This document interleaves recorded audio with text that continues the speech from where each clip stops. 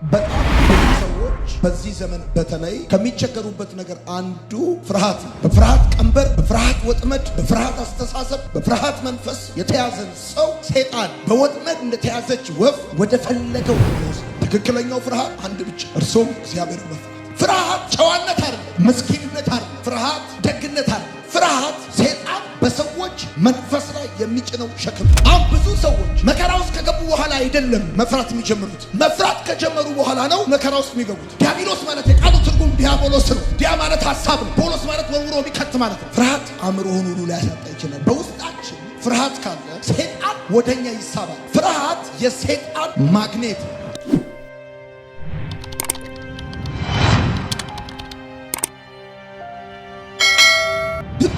ሰይጣን በሰዎች ላይ የሚያደርሰው ጥቃት፣ ሰይጣን በአእምሯችን ላይ በመሰልጠን አሉታዊ አስተሳሰብ እንድናስብ ያደርገናል። ፍርሃት ማለት የሰይጣን በአእምሯችን ላይ መሰልጠንና በዚህም አማካኝነት አሉታዊ አስተሳሰብ እንድናስብ ስንደረግ ማለት ነው።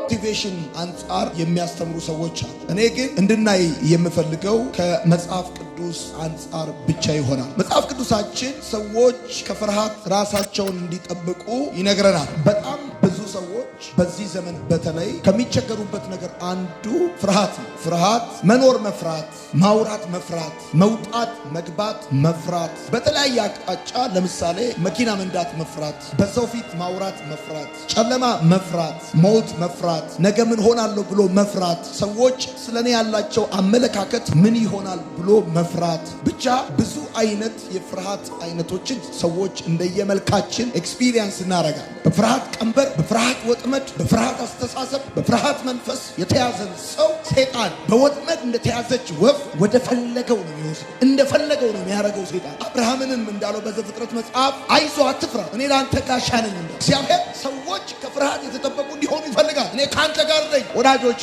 እንኳን ትልቁ እግዚአብሔር ሰማይ ዙፋኑ ምድሩ የእግሩ መረገጫ የሆነ እግዚአብሔር፣ በዘመናት መካከል ክንዱ ያልደከመው እግዚአብሔር፣ እግዚአብሔር ብርቱ፣ እግዚአብሔር ኃያል፣ እግዚአብሔር ጋሻ፣ እግዚአብሔር ብሩክ፣ እግዚአብሔር አባት፣ መልካምነት ሁሉ ምንጭ የሆነው እግዚአብሔር አይደለም። ሰዎች እንኳን አይዞ ሲል ሰው ይቸግናል፣ ሰው ይበረታል። አይዞ እኔ ያለው ሲል አንድ ባለስልጣን፣ አንድ ባለሀብት አይዞ እኔ ካንተ ጋር ነኝ ብሎ ሲል አንድ አብሮ አደግ አልወድቅም ማለት ነው፣ አልጠፋም ማለት ነው፣ ከሁኔታዎቼ ውስጥ እወጣለሁ ማለት ነው የሚል ስሜት በሰዎች ውስጥ ይፈጠራል። እግዚአብሔር ደግሞ በቃሉ እኔ ካንተ ጋር ነኝ። የሚያስፈራ ነገር ሊኖር ይችላል፣ የከበበ ነገር ሊኖር ይችላል፣ የምትሰማው ነገር ሊኖር ይችላል፣ የምታየው ነገር ሊኖር ይችላል። በተጨባጭ ማስረጃ በጤና፣ በኑሮ፣ በኢኮኖሚ፣ በሀገሪቷ፣ በፖለቲካው፣ በማህበራዊ እንቅስቃሴ ብዙ የሚያስደነግጥ ነገር ሊኖር ይችላል። ግን እግዚአብሔር እንደዚህ ይላል፣ እኔ ካንተ ጋር ነኝና አትፍራ። ከዛ እሱ ብቻ ነው የሚለው እኔ አምላክህ ነኝና፣ እኔ አምላክህ ነኝና፣ እሱ ብቻ ነው የሚለው አትደንግጥ። የሚገርም ነገር ነው የሚናገረው። አበረታለሁ፣ ኃይልን አድሰዋል፣ አቅምን አድሰዋል፣ ጉልበትን አድሰዋል። ቀስት በእጅ ውስጥ ይለመልማል። አበረታ። እግዚአብሔር ነው ይሄን የሚለው እኔ ካንተ ጋር ነኝ አትፍራ። አብሬክ ነው ያለሁት። በምትገባበት ሁኔታ ውስጥ ገባል፣ በምታልፍበት ሁኔታ ውስጥ አብሬ አልፋል። በሰዓት ውስጥ ሊሆን ይችላል፣ በውሃ ውስጥ ሊሆን ይችላል፣ በሸለቆ ሊሆን ይችላል፣ በምድረ በዳ ሊሆን ይችላል። አዎ እኔ አብሬክ አለው፣ አትፍራ። አይኖ የቱ ጋር ነገር ቢበላሽ እንዴት አድርጌ ማስተካከል እንደምችል እኔ ያውቃለሁ። የህይወትህ ጉዳይ በእጄ ነው ያለው። ብሉፕሪንቱን አውቀዋለሁ። ያልተፈጠሩ ቀናቶችን ሰርቻቸው ጽፌያቸዋለሁ። አምላክህ ነኝ። እሱ ብቻ ነው የሚለው አበረታሃለሁ፣ አቅም ሆነሃለሁ። አሁን የገባበትን ሁኔታ ማለፍ የምትችልበትን ጥበብ እሰጥሃለሁ፣ ማስተዋል እሰጥሃለሁ። አሜን እሰይ እሰይ የሚሉ ያፍራሉ። ጠላቶች ደስ አይሰኙብህም። ጠላቶች እልል አይሰኙብህም። አምላኬ ንስር ኃይሏን እንደምታድስ ልክ እንደዛ ዛሬ ከሰዓት የኔና የእናንተን ኃይል ያድሰዋል። ደግሞ አለው ሲናገር ኢሳይያስ መጽሐፍ ምዕራፍ 41 እረዳህማለሁ በጽድቄም ቀኝ ደግፌ ይዤሃለሁና፣ እረዳህማለሁ በጽድቄ ቀኝ ደግፌ። በግራ ሊገፉ ይችላሉ፣ ወደ ቀኝ አይጥሉህም። በኋላ ሊገፈትሩ ይችላሉ፣ ወደፊት አይደፉም። ከፊት ሊቆሙ ይችላሉ፣ ወደ ኋላ አያስቀሩህም። እኔ በቀኝ በጽድቄ ቀኝ ደግፌ ያለሁ እግዚአብሔር ምስክሬ ነው። አንድ ሰው አልወድቅም የሚል ሰው ካለ አሜን ይበል። ሊሰበሰቡ ይችላሉ፣ ሊማከሩብህ ይችላሉ፣ ሊደራጁ ይችላሉ፣ ማስረጃም መረጃም ሊሰበስቡ ይችላሉ። ገና ጠዋት የጠራሁ እግዚአብሔር፣ የመረጥኩ እግዚአብሔር፣ የለየሁ እግዚአብሔር በጽድቄ ቀኝ ደግፌ ያለዋል። እግዚአብሔር ልጆቹን ያበረታል። እግዚአብሔር ልጆቹ ከፍርሃት የተጠበቁ እንዲሆኑ ይፈልጋል። ነገ ምን ሆናለሁ የምትሉ ወጣቶች በሚቀጥለው ዓመት ምን ሆን የምትሉ ወጣቶች፣ ከዚህ ቀጥሎ ምንድነው የሚሆነው የምትሉ ወጣቶች፣ የሥራ ጉዳይ የሚያስፈራችሁ፣ የኑሮ ጉዳይ የሚያስፈራችሁ፣ የሀገሪቷ ፖለቲካ ጉዳይ የሚያስፈራችሁ፣ ጠላት የከበባችሁ፣ ሟርተኛ የከበባችሁ፣ እግዚአብሔር እንደዚህ ይላችኋል፣ በጽድቄ ቀኝ ደግፌያችኋለሁ፣ በጽድቄ ቀኝ ደግፌያችኋለሁ፣ እረዳችኋለሁ፣ አበረታችኋለሁ፣ ታልፉታላችሁ፣ ትወጡታላችሁ። ሊነሱብህ ይችላሉ፣ እነሳባቸዋል። የድሃ ልጅ ትሆን ትችላለህ፣ ሀብታም አምላክ አለ። የሰይጣን መጫወቻ ስትሆን ቁጭ ብያ ይሃለው፣ የሰው መላገጫ ስትሆን ቁጭ ብያ ይሃለው። ማንም እንደፈለገ ሲያረግ ሲያወጣ ሲያወርድ ሲያሽከረክር በቃ ዝም ብያ ይሃለው አይደለም ያለው እግዚአብሔር። እኔ አምላክ ነኝ፣ እረዳሃለሁ፣ አበረታሃለሁ፣ ደግሞ አብሬክ ነው ያለሁት፣ ደግሞ በጽድቄ ቀኝ ደግፌሃለሁ። ትክክለኛው ፍርሃት አንድ ብቻ፣ እርሱም እግዚአብሔር መፍራት። ከዚህ ውጭ የሆነ ፍርሃት ሁሉ ትክክለኛ ፍርሃት አለ። ትክክለኛው ፍርሃት ደስታ ያለበት ፍርሃት፣ ሰላም ያለበት ፍርሃት እግዚአብሔርን መፍራት ብቻ።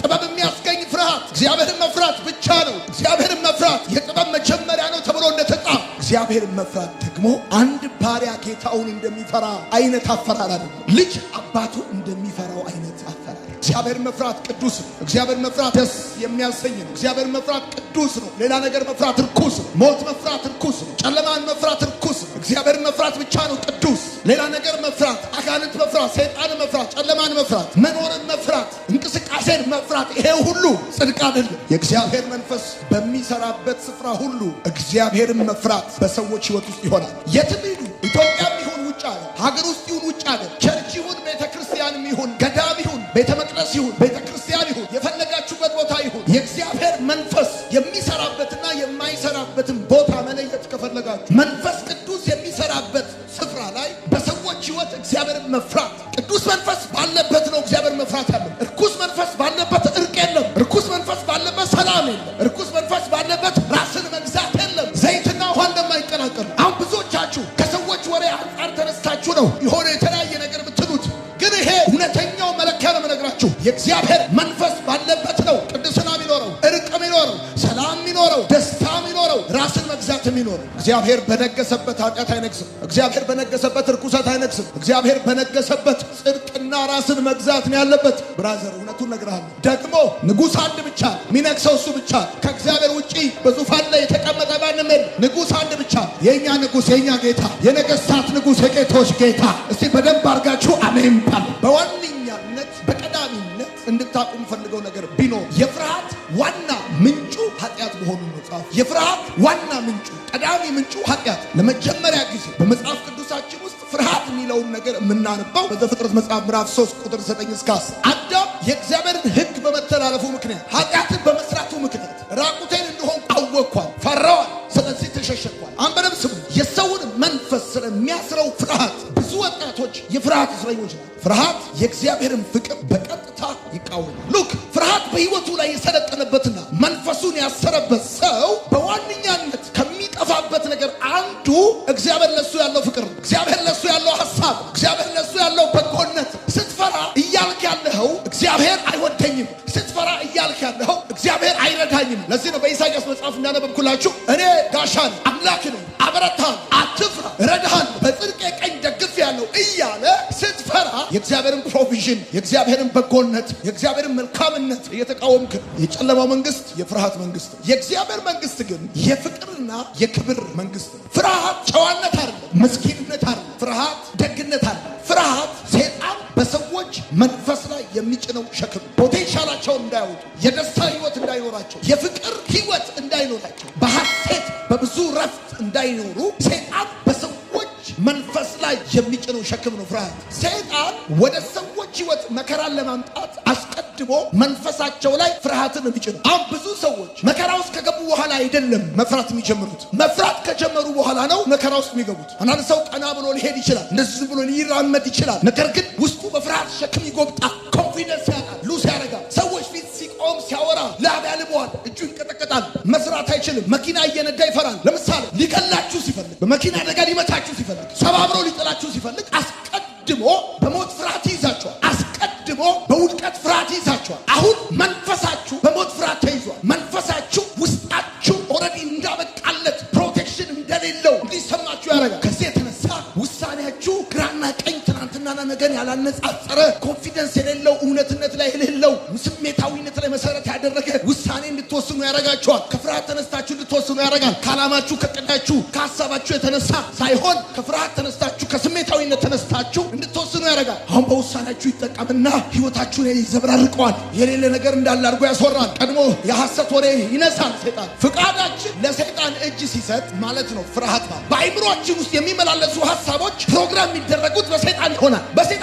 አሁን ሀሳብን መቆጣጠር ተቆማል። የምታስበው በጠቅላላ ፕሮግራም የሚደረገው በሰይጣን። ምክንያቱም ፍቃድህ ለሰይጣን እጅ ሰጥቷል። ሀሳብ ከየት እንደሚመጣ ከተጠቀማችሁበት በኋላ ወዴት እንደሚሄድ አታውቁም። ዲያብሎስ ማለት የቃሉ ትርጉም ዲያቦሎስ ነው። ዲያ ማለት ሀሳብ ነው። ቦሎስ ማለት ወርውሮ የሚከት ማለት ነው። ስለዚህ አሁን ፍቃዳችሁ ለሰይጣን እጅ ሰጥቷል።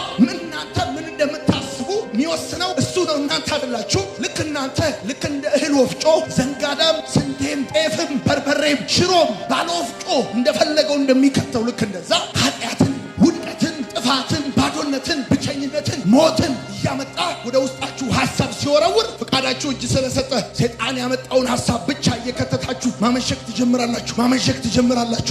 ትጀምራላችሁ። ስለዚህ ስለ ኃጢአት ማሰብ ስትጀምር ሰው ደግሞ ሌሊት በመኝታው ላይ ያሰበው ኃይል ከሱ ጋር ነውና ሲነጋ ያረገው ነው የሚወጣው። ስለዚህ ያውቃል ሰይጣን ቤት በኩል አንተን ከህይወት መስመር ሊያወጣ እንደሚችል ስለሚያውቅ እንደዚህ ነው የሚሰራው። ሰይጣን በአእምሯችን ላይ በመሰልጠን አሉታዊ አስተሳሰብ እንድናስብ ያደርገናል። ፍርሃት ማለት የሰይጣን በአእምሯችን ላይ መሰልጠንና በዚህም አማካኝነት አሉታዊ አስተሳሰብ እንድናስብ ስንደረግ ማለት ነው። ፍርሃት አእምሮህን ሁሉ ሊያሳጣ ይችላል። በአእምሯችን ውስጥ የተፈጠረው አሉታዊ አስተሳሰብ አሉታዊ ስሜት እንዲሰማን ያደርጋል። ፍርሃት የሚያየው ሞትንና ጥፋትን ብቻ፣ ለቅሶ የፍርሃት ውጤት። በቃ ከዛ በኋላ ሻሽረሽ በደንብ እኮ ነው ያጠናሽው፣ ምርጥ አድርገሽ እንደውም ደጋግመሽ ወዲያው አእምሮሽን በመቆጣጠር አሉታዊ ሀሳብ እንድታስቢ ሲያደርግ በቀጥታ ኮንፊደንስሽን ሉዝ እንድታረጊ ስለሚፈልግ ስትወድቂ ያሳይሻል። ገብተሽ ፈተና ክፍል ውስጥ የምታውቂውን ጥያቄ መስራት ያቅትሻል። የእግዚአብሔር መላእክት እግዚአብሔርን በሚፈሩት ዙሪያ ይሰፍራል እና አንተን የከበበ መልአክ ምን ይሰራል? በሰላም ትወጣለህ፣ በሰላም ትገባለህ። ኮራ ብለህ ትወጣለህ፣ ኮራ ብለህ ትገባለህ። ወደ አንተ የሚወረወረው ቀስት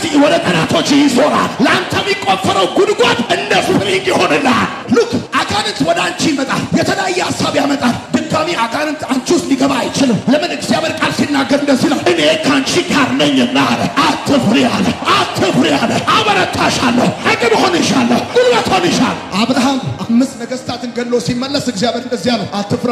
አብርሃም በውጪ አሸናፊ ቢሆንም በውስጡ ግን ተሸንፏል። በውስጡ ግን እድሜ ሄዷል፣ ብቻዬን ቀርቻለሁ፣ በቤቴ ውስጥ ያለ ኤሌዘር ሊወርሰኝ ነው ምናምን ብሏል። ምንም እንኳን በውጭ አሸናፊ ቢመስልም በውስጥ ግን ተሸናፊ ነው። ብዙ ወጣት በውጭ ዘናጭ ቢመስልም በውጭ አሸናፊ ቢመስልም በውስጥ ግን ተሸናፊ ነው። ዛሬ ግን እግዚአብሔር እንደዚህ ይላል፣ አትፍራ ይላል።